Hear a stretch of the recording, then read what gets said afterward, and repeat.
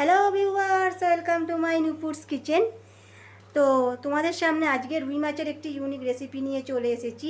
তো আমি এখানে মুড়ো নিয়েছি দুটো, আর দাগা পেটি আর একটা রিং পিস নিয়েছি। এবার সবার প্রথমে মাছটা আমি নুন, হলুদ, লঙ্কার গুঁড়ো, একটু তেল দিয়ে ম্যারিনেট করে নিয়েছিলাম। তো এই রেসিপিটা আশা করছি সবার ভালো লাগবে। সবাই প্রথম থেকে শেষ পর্যন্ত দেখতে থাকো। এখানে আমি মাছগুলো ভাজার জন্য একটু তেল দিয়ে দিচ্ছি, যতটা পরিমাণে তেল লাগবে। তো কড়াটা আমি গরম করে নিয়েছিলাম। কড়াটা গরম করা থাকলে তেলটা খুব তাড়াতাড়ি গরম হয়ে যায়। এবার একে একে গরম হয়ে গেলে তেলটা মাছগুলো আমি দিয়ে দেবো। তো ধোঁয়া বেরোতে শুরু করে দিয়েছে। আমি এবারে প্রথমে দিচ্ছি পেটির মাছটা দিচ্ছি, তার পাশে দিচ্ছি রুই পিস, তার পাশে একটা মিডিয়াম সাইজের ডাগার মাছ আমি দিয়ে দিচ্ছি। মুড়োগুলো আমি পরে ভেজে নেব। আচ্ছা, গ্যাসের ফ্লেমটা একটু মিডিয়াম করে রাখি। আচ্ছা, মাছগুলো আমার ভাজা হয়ে গেছে। খুব বেশি লাল লাল করে আমি ভাজিনি, একটু কড়া করে ভেজে আমি মাছগুলোকে তুলে রাখছি।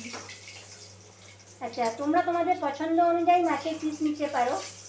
তো আমি এখানে দুটো মুড়ো নিয়েছি, আর লেজা আমি নিইনি, কিন্তু আমি এখানে ডাগা আর পেটি নিয়েছি, আর রিং পিসের একটা মাছ আমি নিয়েছি।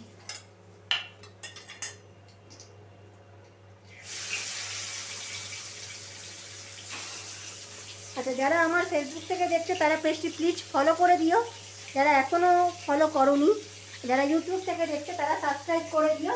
যারা সাবস্ক্রাইব করোনি তারা পাশে বেল নোটিফিকেশান আইকনটি ক্লিক করে সাবস্ক্রাইব করে আমার পাশে থাকবে, তাহলে তোমরা নিত্য নতুন ভিডিও দেখতে পাবে।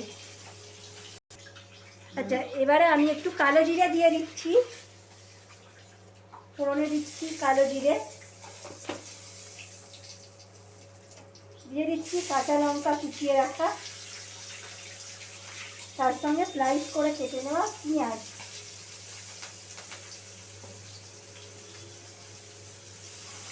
পেঁয়াজটা আমি খুব বেশি করে ভাজবো না। তো তোমরা এখানে চাইলে পেঁয়াজটা স্কিপ করতে পারো, কিন্তু আমি এই যে রুই মাছের যে পদটা দেখাচ্ছি, তো তাতে করে পেঁয়াজটা দিলে আরও বেশি টেস্ট আসবে। একে একে আমি কী কী উপকরণ দিচ্ছি তোমরা দেখে নাও। এখানে আর খুব বেশি আমি তেল অ্যাড করিনি, মাছ ভাজার তেলেই কিন্তু আমি রান্নাটা দেখাচ্ছি। আচ্ছা, পেঁয়াজটা আমার হালকা ভাজা ভাজা হয়ে গেছে। এখানে আমি দিয়ে দিচ্ছি টমেটো পিউরি, সামান্য একটু বাটি ধোয়া জলটা আমি দিয়ে দিলাম। এবারে আমি গ্যাসটা একটু হাই করে মশলাটা কষিয়ে নেব। ততক্ষণই কষাবো যতক্ষণ মশলা থেকে একটা তেল বেরিয়ে না আসে। এবারে আমি একে একে কিছু গুঁড়ো মশলা অ্যাড করে দেবো।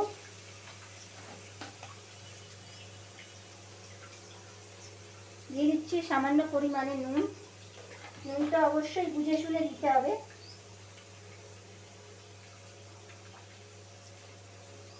আচ্ছা, এই পর্যায়ে অল্প একটু হলুদ অ্যাড করে দেবো।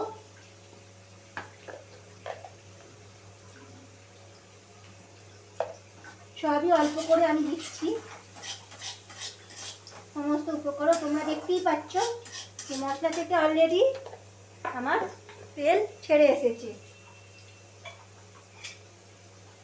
এবার এখানে আমি দিয়ে দিচ্ছি সামান্য পরিমাণে সরিষা বাটা, খুব সামান্য পরিমাণেই দিলাম।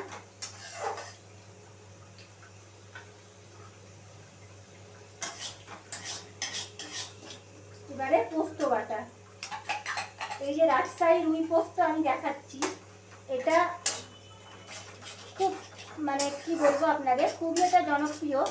তবু এটা আমি আমার মতোই চেষ্টা করছি।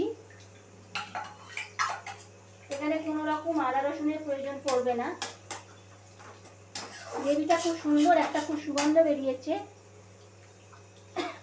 এবার এই যে পোস্তর বাটি ধোয়া জলটা আমি অ্যাড করে দিলাম,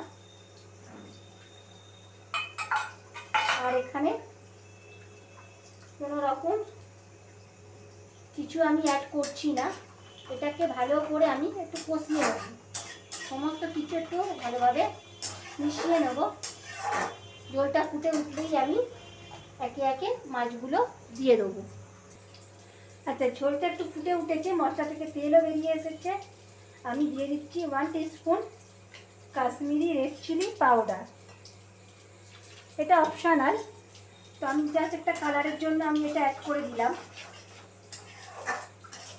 তো এবারে আমি পর্যাপ্ত পরিমাণে আমি জল দিয়ে দেবো, তবে জলটা বুঝে শুনে দিতে হবে, যে যেরকম ঝোল খেতে পছন্দ করে তো সেরকম। আমি এখানে মাছ অনুসারে একটু বেশি করেই আর কি ঝোলটা রাখবো।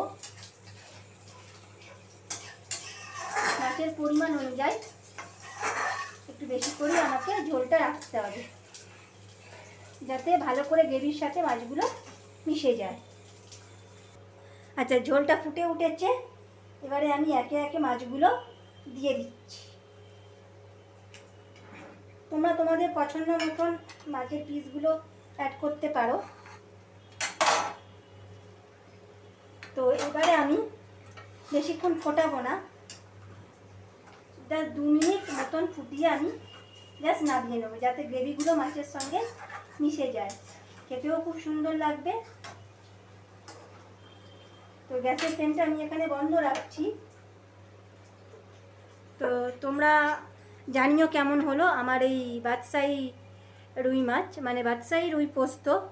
অবশ্যই বাড়িতে সকলকে খাওয়াবে। ধন্যবাদ, ভালো থাকবে।